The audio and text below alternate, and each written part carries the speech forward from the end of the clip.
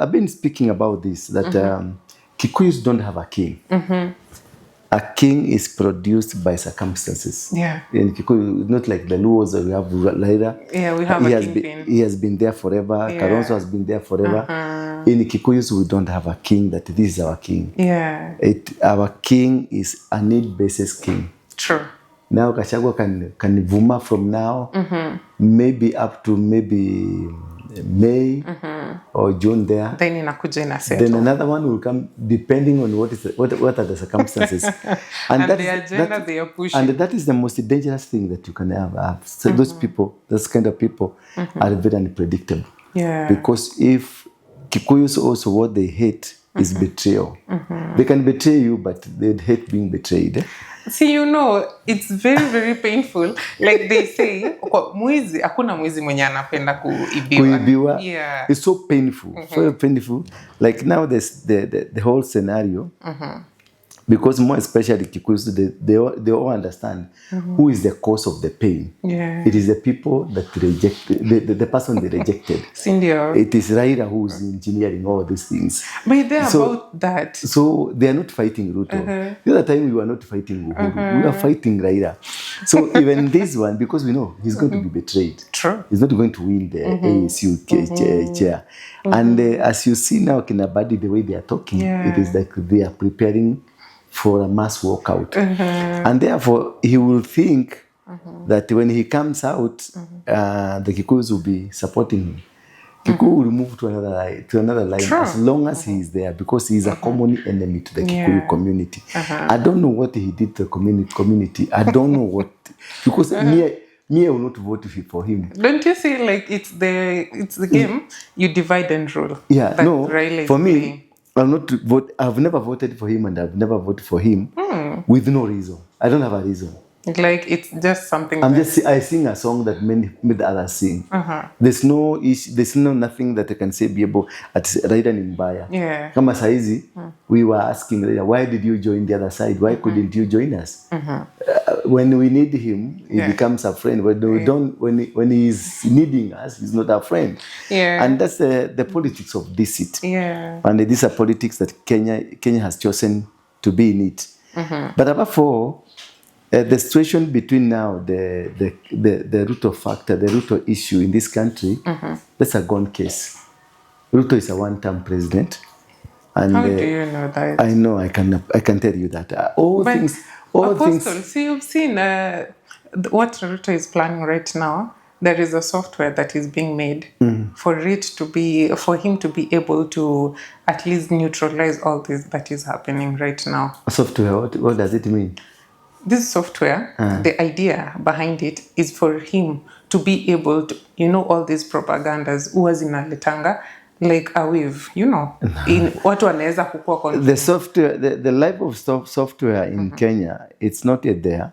And number two, you cannot centralize a polarized community, because if you look at now the Kikuyus now, they are on the other side, Kisii are on their side, Luos are on the other side. Yeah. A software for him, it will take some time. You see now, YouTube started quite a long time ago, but it took a long time before it now, you can now see everybody has a TV. Yeah. Yeah, but this didn't start, the YouTube didn't start 20 years, it's almost 25 years ago. But people never understood what the YouTube is. The same thing, the software, as much he thinks that what he did during the Kenyatta time is the same thing will come and happen. The problem with the people he's trying to fight are the drivers of decision making. Yeah. The Kikuyus are the drivers of any decision in Kenya, are the drivers of the economy, are the drivers of hate, are the drivers of tribalism, are the drivers, anything, name it. Kikuyus are the drivers of all those things. And they have money and they have the control. And when they have decided they are going to fight you, they will fight you with their bodies, with their spirit, with their soul, and with whatever that is at their disposal, they will fight you. And anybody who decides or chooses to be on your side, you'll be fought with him. Like now you can look at what happened in Murang'a. when this Mukorino guy tried to stop Gachagua from addressing the crowd. No, Gachagua was just passing by. Gachagua ndiye alikuwa mchokozi hapo. Because the event was not his.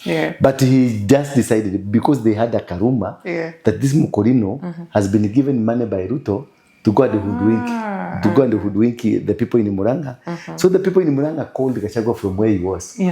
Come pitia hapa. Tumekusanywa. Kuja tuharibu. So that Mukorino will never resurface again. Ni kama ile story ya nani ya Bedigedai.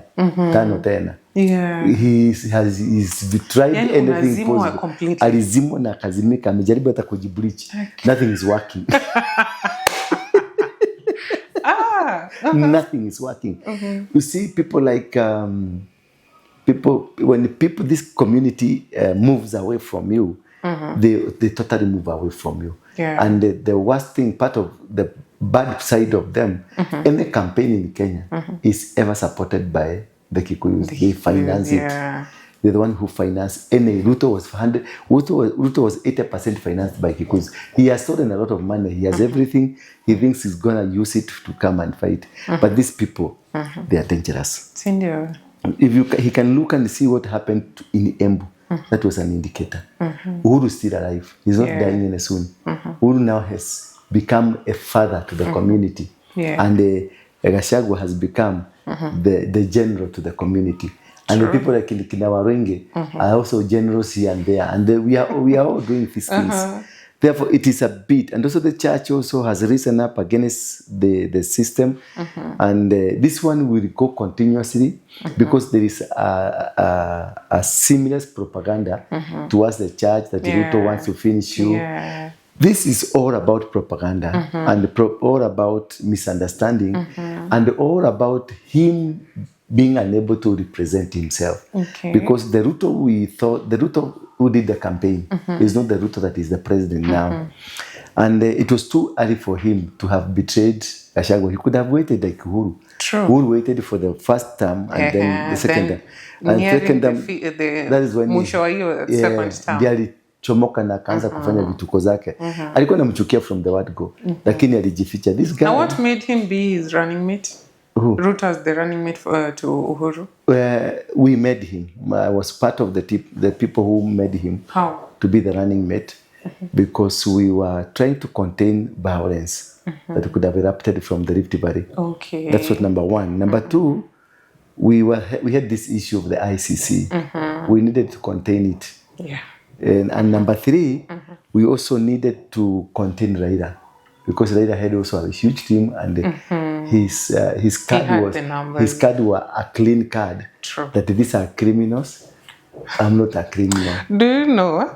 Me personally, it really pained me why all the time Raila is the one who has to just stand up and say, okay, I accept the defeat. And yet you can see clearly this man has the potential to get the powers. No, but Raila has never wanted to be a president. I said Raila, his factory is in the opposition. He loves it when in the opposition. He makes more money. He's more. So it's like a business. Raila is in business. If you removed Raila, took him to power and made him a president, tomorrow he will be in the opposition. He will be demonstrating the streets saying Raila must go because that is where he wants. People like Kina Orengo. Orengo, look at Orengo and see the kind of Orengo we used to have. I remember we used to advocate here with an organization that used to be called Mageuzi. We used to be his soldiers moving around with him. But look at the events of Gachagua in the night at the Senate. Orengo was in the Senate in the night. Something that Orengo fought for, that never again will we do things in the night. He was there in the night. Because he was an oppositionist, always an opposition. People like Orengo, remember Orengo was a minister for health. No, this governor, the Kisumu governor. Anyang' Nyong'o. When he was the minister for health. Did you see him demonstrating with the doctors? Tunataka mshahara. Because there are people who are born in the opposition. They were born always to oppose anything. They even oppose their own things. Yeah. Also really shocked. Everybody was shocked with what Orengo did in the night. His presence there. Even if Gachagua maybe might have pretended that he was sick in the hospital, but the statement he released to say that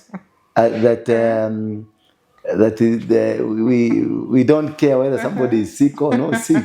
The man who was championing for the democracy, for the change of the constitution, and for the things to be done in the right way.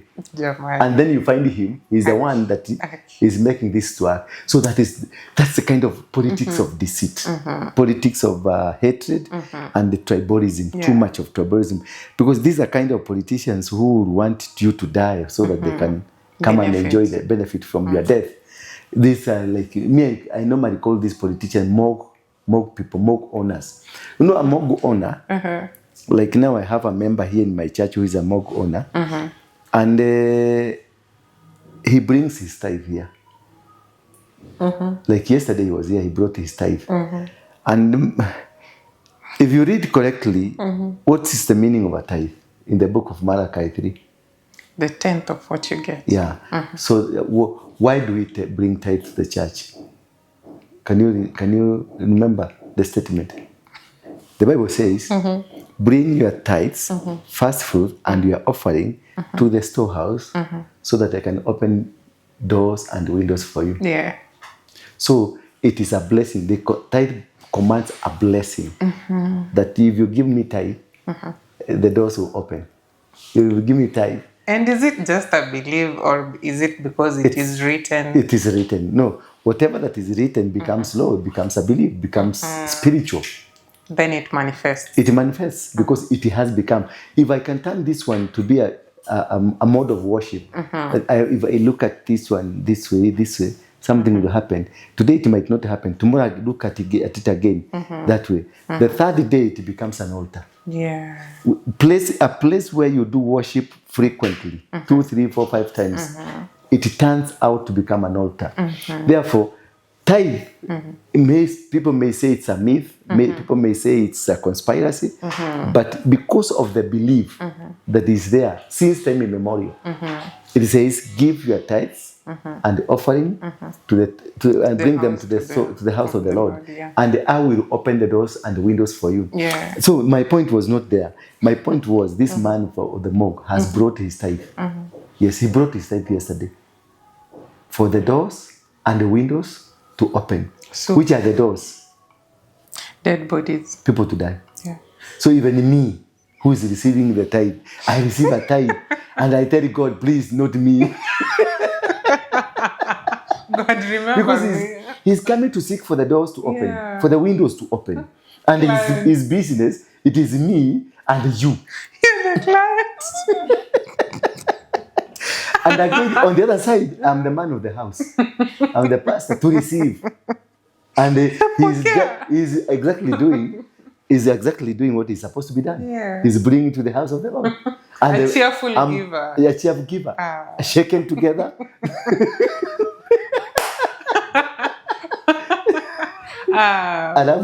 Alafu sasa uanze kukohoa, amekupatia hiyo sacrifice umechukua, na yeye ni apostle. Sasa uvike nyumbani usikika baridi, uanze ukumbuke ile tithe ilikuja. Am I one of the blessings this round or what? So ndio nakwambia siasa za Kenya ni siasa ambazo ziko na deceit kubwa sana. It's not only in politics, hata kanisani. Yeah. Kama kuna kitu fake in this world is Christianity. The fakest thing. Kuna fakest. Why? Kuna fakest ama ni fake. Christianity is the most bogus thing that you can ever imagine on earth. Because it adds no value to mankind. It adds no value to whatever, because it's all about deceit. It's all about killing one another, destroying one another. You see, people who are taken to court because of corruption are James, are Humphrey, are Mark. Yeah. And all these guys are Christians. That's number one. The prostitutes that are around Akina Mary, Akina Florence, Kina Mercy. You can't hear Atini Abdullah Bululu. Yeah, right. No. So it is a religion that does not have a foundation. Yeah. If you look at the Muslim, they don't look at themselves as a religion. They look at themselves as a government, the government of heaven. That is why they are able to control the economy. True. They are able to control the religion, part of religion, the economy, the social welfare. You see, they are running a system. And right now you can see the influence. They have dominated. Yeah. They have gotten into politics. They are running politics. They have gotten in biashara. They are running hotels. Wamechukua kila mahali. They have taken over. But at the rate of which they are taking over, it's really because really they alarming. have an agenda, and the agenda is compounded in a government. And if Christianity was compounded to become a government of heaven, because we say, our Father who art in heaven, thy kingdom come, that it may be done on earth As it is in heaven. So what were you asking? You are asking heaven to bring its government here on earth, so that they may colonize the earth. That is what a Muslim has done. That is what a Hindu has done. Like they are materializing that is right what now. that is what Aga Khan has done. You see, Aga Khan, if you look at Aga Khan, Wait, what is Aga Khan? Aga Khan is a religious body. It's like the synagogue here. Aga Khan Hospital, there is that man called Aga Khan. Oh. Yeah, he's a spiritual father. He's a spiritual who does business in a spiritual concept.